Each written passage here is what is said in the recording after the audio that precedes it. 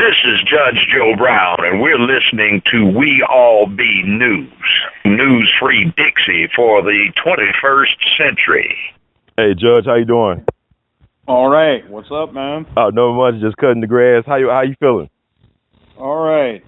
A little under the weather, but I'll manage.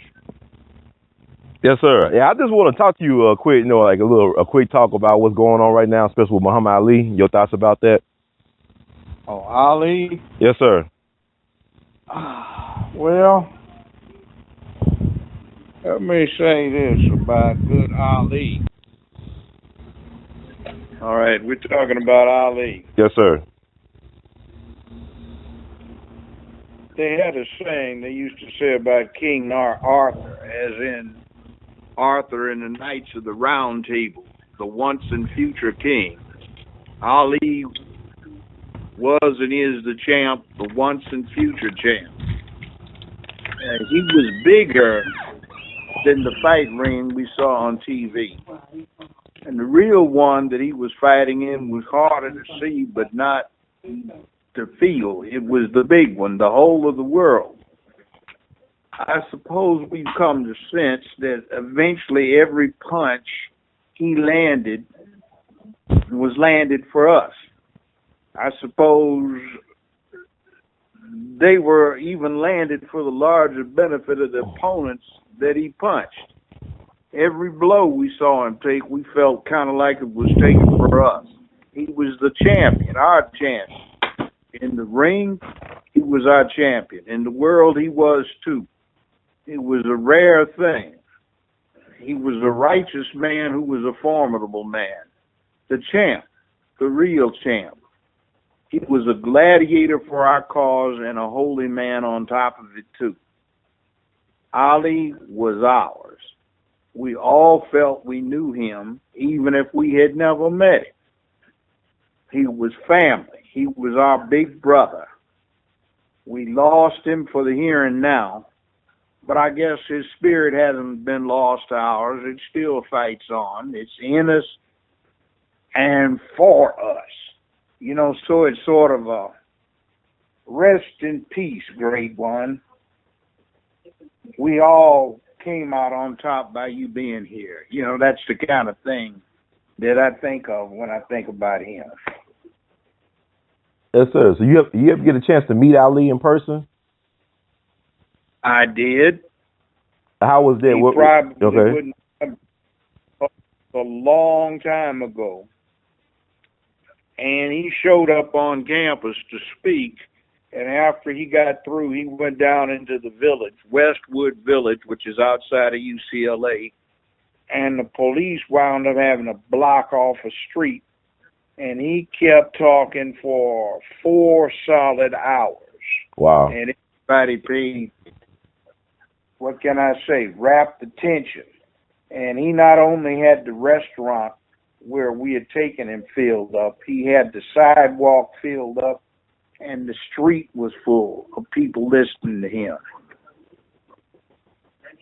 Wow. So this is when you was a student at UCLA. This happened back in the 60s? Yeah. This was when he lost his license to box, like during that period? It might have been right in that period, yes, or right after it got restored. I also have had benefit of one of my very best friends in life was his personal bodyguard for a couple of years, and I think for 3 or 4 after that, he was one of his advisors. Wow. So, all I used to do is what was your thoughts about him taking a stand against the Vietnam War at that time? What did you think about that? It was the right thing to do. Okay.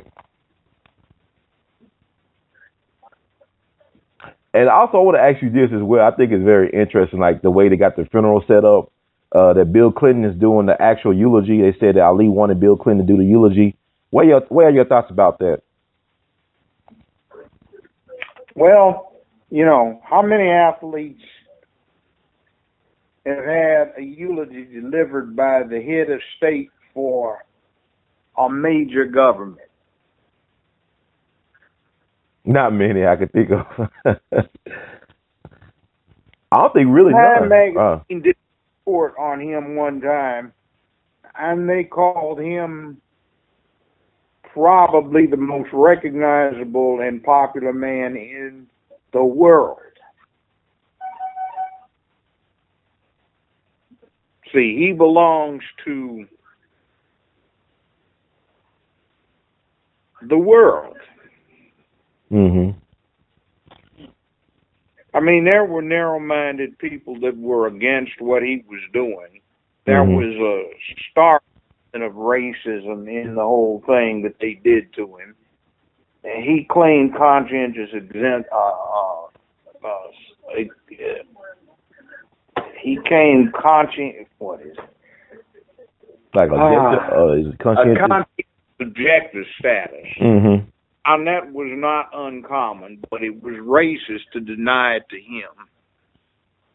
Mm-hmm. Islam is a viable and important religion. And Louisville, Kentucky was in the South, and the draft board down there and the U.S. Attorney's office down there was what it was. Mm-hmm. But he ultimately got vindication when he went to the U.S. Supreme Court.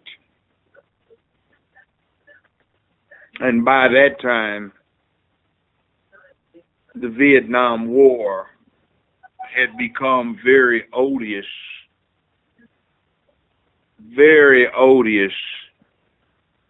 to the public. Wow. So what are your thoughts? Like, I read somewhere they said it was like he was being a prophet. Okay. In other words, he expressed early what most of the country came to feel some years later. Mm-hmm. He showed the courage in the real world by taking a moral stand as he had taken physical stands in the ring. Yes. Now, I had an interesting experience related to this thing with Ali. One time, George Foreman was doing something on the lot where I did my show, and he visited me in the green room. And I guess we talked on and off for about an hour and a half. And he had the greatest admiration for Ali. And the conversation was, I say, enriched when he recognized my friend, who worked as an executive on my show at the time, as being Ali's bodyguard. Mm. So it was very enlightening to hear the expressions of friendship and admiration that Foreman delivered about Ali.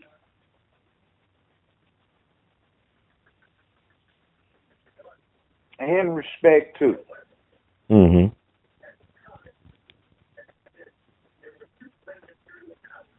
As far as like you believe that Ali was the greatest boxer that ever lived, as far as like as a boxer, do you feel like he was the greatest? Look, one of my passions at one time was keeping up with boxing, particularly heavyweight. Mm-hmm. And back when Ali beat the gorilla, Mm-hmm. they had fights on TV. So I saw that first fight where he knocked out Liston. Mm-hmm. I saw the second fight with Liston. Mm-hmm. I saw the fight with Patterson. Mm-hmm. I think I saw every one of his fights, and then eventually they started having a thing. It wasn't paid for per view, but they started having it carried live in theaters. And I can remember I'd go to downtown theaters in L.A. Mm-hmm. and watch every one of the fights he had. I saw the Thriller in Manila. Mm-hmm.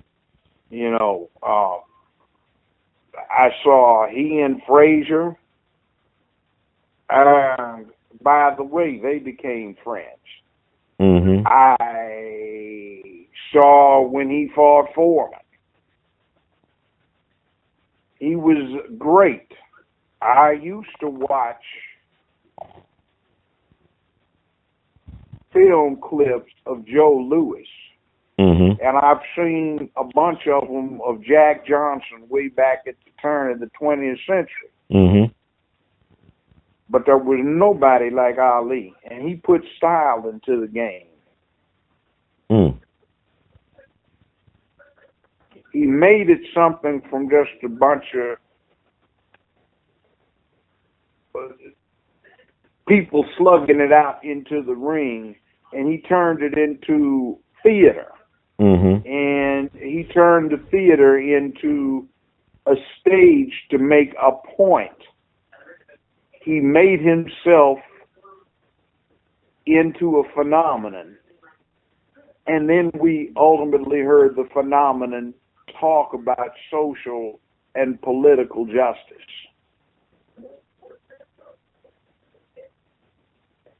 Wow. I'm gonna ask you this about Ali. I think it's interesting you talking about the theater aspect of it. You name all the heavyweights that he fought, some of the best of all time. They up there real high. Now he had a nickname for Sonny Liston. He called him the Bear. He called, I think, Floyd Patterson the Rabbit. He called George Foreman the Zombie, but he called Joe Frazier the Gorilla. And I think he, came to regret that because I started looking at documentaries and stuff. And his family took it real hard. Frazier family took it real hard. But go ahead. What was happening at the time is he had a collaborator. Okay. And what's his name? He was the sports announcer who was also the lawyer. Howard Cosell. Howard Cosell. Yeah, Howard Cosell. They were good friends. Mm-hmm. And the two of them worked the fight game, so it didn't degenerate into what happens with professional wrestling. Mm-hmm. But from the way it used to be, it became something else. It transcended the combat in the ring, and it became almost the equivalent of a Roman gladiatorial event where the emperor showed up and, the Roman Senate was there, and it was a state event. That's why you've got Bill Clinton. If you were somebody who came of age in the 60s, Ali was the man. He owned the 60s.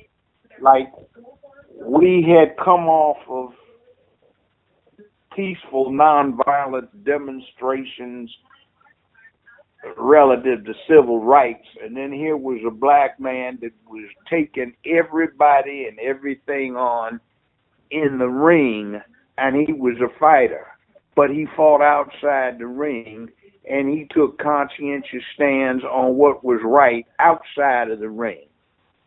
I am like probably everybody that saw him fight in the 60s of the opinion that we never saw Ali deliver his greatest fight because he was banned from doing it during his prime years. He is the best fighter there has ever been in the modern ring. And we missed the best of Ali when it came to fighting, but we saw the best of Ali when it was about being a conscientious man. Mm-hmm. So it was worth the trade-off? One of these fights, yes. Okay. Because that's how he became Ali for the world. Right. And then there are other things, like one fight he had a broken jaw and fought through the fight.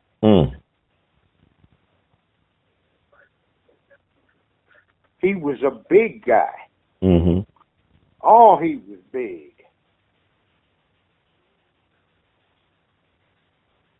He's one of these guys would walk through the door and the sunlight would be blocked out. Wow.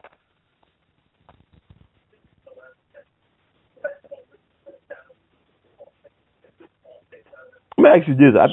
Go ahead, sorry. It's Judge. Go ahead. I want to ask you this question. I'm thinking about this. Like, black heavyweights matter. You name Jack Johnson, Joe Louis, and Muhammad Ali. They all had social significance during their era. And I'm looking at boxing right now. We just had Floyd Mayweather, but can boxing survive without a viable black heavyweight? Can it survive? Well, what I'm noticing is that boxing, to an extent, has been supplanted by cage fighting. Right. Everything goes. Mm-hmm. It's more violent. It carries the spirit of the fight into a real fight.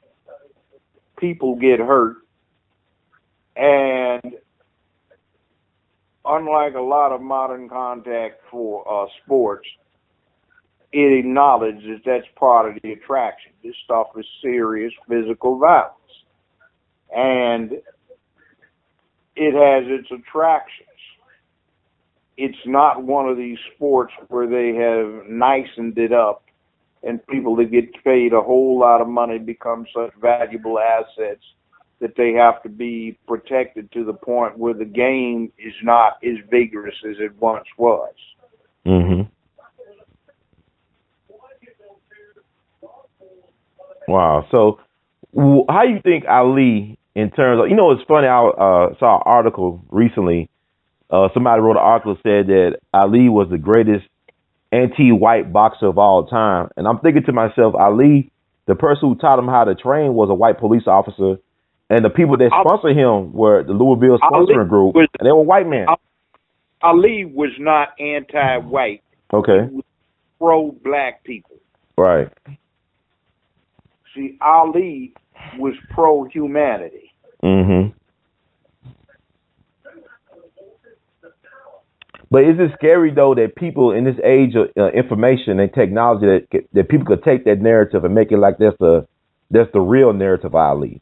Like, I'm just concerned about how his legacy is being played out right now before the world. His legacy is not bad. You've got a former president, 8-year, 2-term president of the United States, whose wife is the current front runner for the Democrats in the presidential race, who, outside of the damage done to him by the far right, is probably one of the more effective U.S. presidents. I would rank him along with, I think, the 3 best presidents we may have had are FDR, LBJ, and Lyndon Baines. That's Lyndon Baines Johnson. Mm-hmm. And Bill Clinton. Let me ask you this: you think if Muhammad Ali never got Parkinson's disease, would he have became a political leader? Like, could he have been elected to office, like even to president? Why would he need to be elected for office? His forum was the whole world. Mm. When he showed up, people paid attention. When he talked, they paid rapt attention. See, he was an entertainer too. And a lot of what you hear is his little short phrases and short poems were just for the benefit of 5-second sound bites going to entertainment. But if you ever heard him talk, remember, as I earlier referred to the matter, he talked for 4 hours solid. He didn't stutter. He didn't repeat himself. And these are people at a prestigious university, a whole street full of them, hanging on every word. Wow. It's not bad for a D- student from, that's very interesting. Wow. He just wasn't devoted to being a student in terms of academia, but he was a student of people. Mm-hmm. Like, you know what that whole rope-a-dope thing was? It was brilliant psychology. His opponent was hyper-aggressive, prided himself on his power. It's 110 degrees and it's nighttime. So let his opponent use his proclivity to put everything into it, wear himself out so he lost his edge, and then take him out. Mm-hmm. See, that's psychology. So really, if we study Ali, we can learn a lot about how to succeed in this world outside of the ring, right? We can learn a lot. Black folks, Yes, if we study Ali, we can yes. learn a lot about how to win. Not win, learn a lot about what's right. Mm-hmm. See, what he did most of the time when they interviewed him, and it wasn't just somebody with a microphone stuck in his face while he had on boxing gloves or was going to a weigh-in, he was talking about people and how they should interact with each other. He would deliver it in a humorous and erudite fashion. Wow, he was like something else. He was like, I mean, it's like interesting to me when I look at Ali and I study him now as we look and reflect upon him. He really knew who he was before he even converted to Islam. He's like he had a great understanding of who he was. He had a lot of knowledge himself from an early age. Yes, yeah. Where do you think He that come started from? fighting at 12 Where years did that old. come from? I mean, where do you think it came He from? started at 12 years old. He Mm-hmm. had the confidence of winning. He was in a position where in Louisville, racist as it was at the time, he transcended his position. Mm-hmm. He got picked by white people not to be a mandingo fighter, but because he was good. Mm-hmm. And because he was good and he had a good heart, he did what he did to spread that around. See, there's one thing about being a man. There are great men who have great abilities and great resources that ordinary men can't access. Mm-hmm. But ordinary men can have the same heart. So if you try for that heart and you get anywhere near it, you are a man. See, Ali showed us the heart. Ali was brilliant. He could understand people in the most profound and fundamental way. Mm-hmm. He spread wisdom. When you heard him, you heard somebody talking to you with good sense. See, I've never heard a preacher in a church spread such good sense and astute observations about humanity and what's right and wrong. Mm-hmm. When he got going, he could rival Richard Pryor as a stand-up comedian. Mm. I'm gonna ask you this. This has been interesting to me. It's a couple of things I've been noticing since Ali passed. I know you heard about the incident up in Cincinnati with the gorilla, right? About getting killed to protect the boy. Yes. And I just think it's fascinating to know that, almost a week later that Ali died. His biggest rival was Joe Frazier, who he referred as the gorilla. So I just think it's kind of interesting to notice that. Well, yeah, I don't know if there's a connection. I don't know if there's a connection. Uh-huh. Let me just say this. Ali and Frazier became good friends. Mm-hmm. And interestingly enough, years later, Ali's daughter, one of his daughters, and one of Frazier's daughters fought each other in a women's boxing match. I remember that, yeah. Speaking of which, I sat next to one of his wives at a table. Well, Ali's wife? One Ali? Yeah. Okay. And she was a very beautiful woman and very, very intelligent. Was it Veronica Porsche by any chance? Was that her? I can't remember her name. She was Islamic when I talked to her. This is after I got my show going. Okay. And she was a very educated woman. Mm-hmm. Wow. What do you think about the situation with his son? Have you heard about that, Ali Jr., the financial hardship he's going through in Chicago? I have no idea what that's about. Okay. Young man has to make his way, and he's got a heavy burden to meet if he wants to catch up with his great father. Let me ask you this. I want to ask you this. See, yeah, go ahead. Everybody. But, speaking, you want to talk about coincidence. Let's forget the gorillas. Okay. But CNN reported this. They noted at the Ali Center up in Louisville, mm-hmm. they had to send some beekeepers over there because the place was swarming with bees for 2 days for some strange reason. Wow. Wow. That's amazing. One of his kin reported that there were butterflies all in the shower when she went in. Wow. Chicago had some interesting local news where a place he liked to hang out was just infested with bees for 2 days. Wow. Over the weekend after he died. You know, float like a butterfly, Sting like a bee. like a bee. Wow. So he's trying to tell us that he's still here. Forever Ali. Wow. That's amazing. I don't go that way, but it's an interesting coincidence. Yes, sir. There's a lot of things. Yes, sir.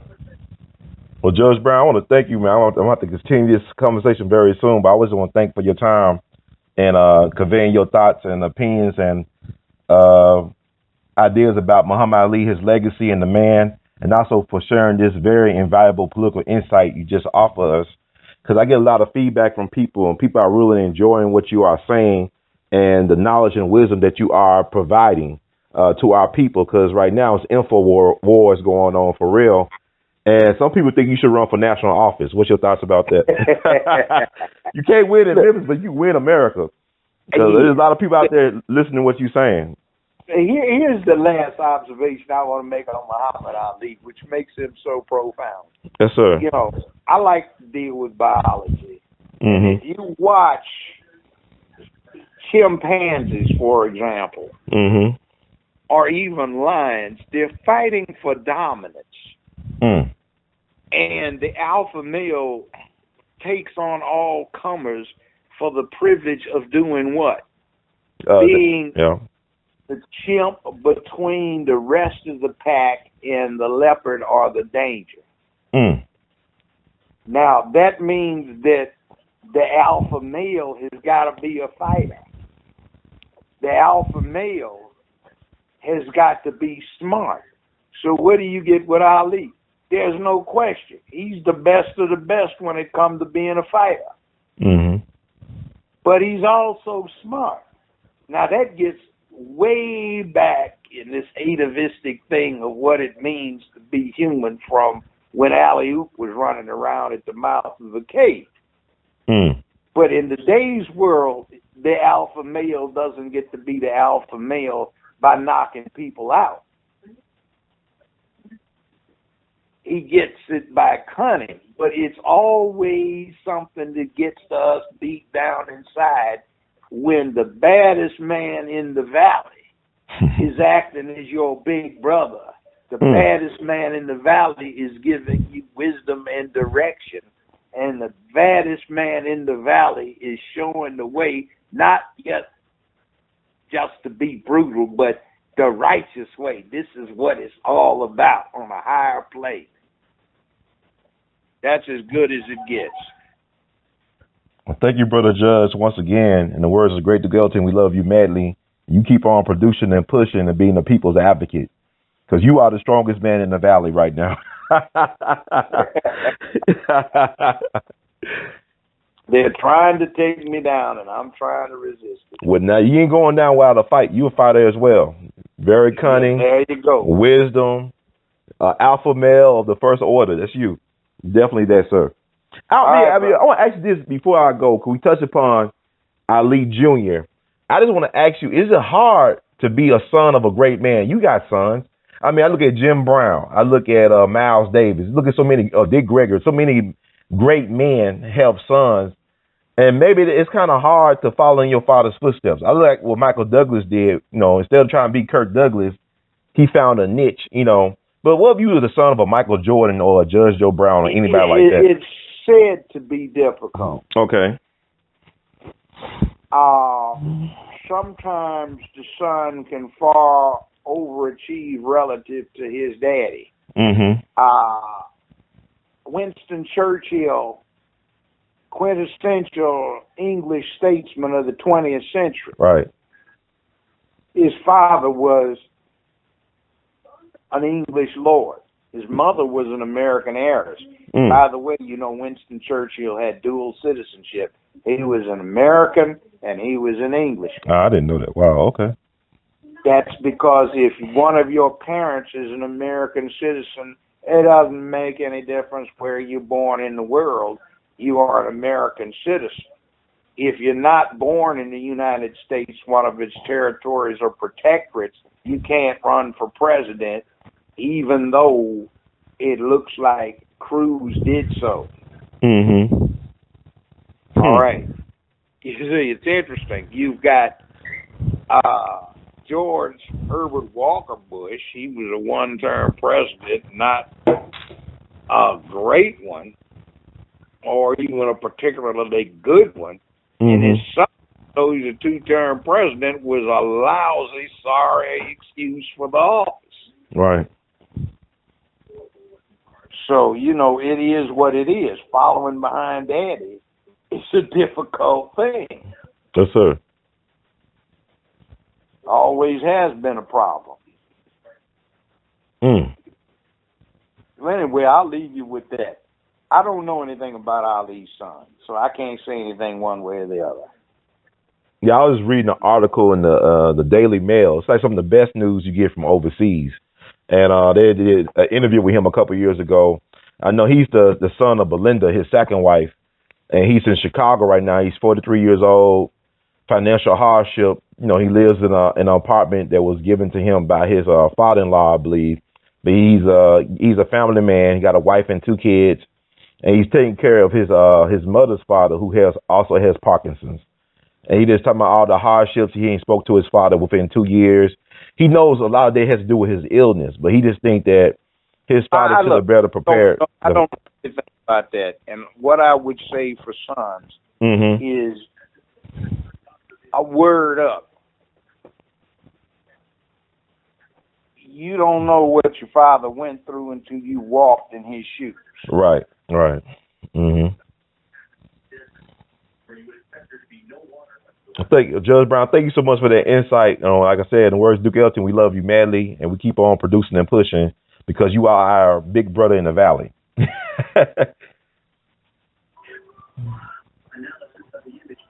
Well, thank you, brother. I appreciate that. Like I said, I fight.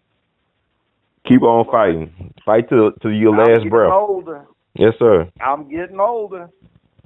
I just need to make a legacy so people can keep on doing the good stuff. Yes, sir. I believe you have made a legacy because, like Ali, you understand the value of investing in people, and that's how you have a living legacy. Yeah.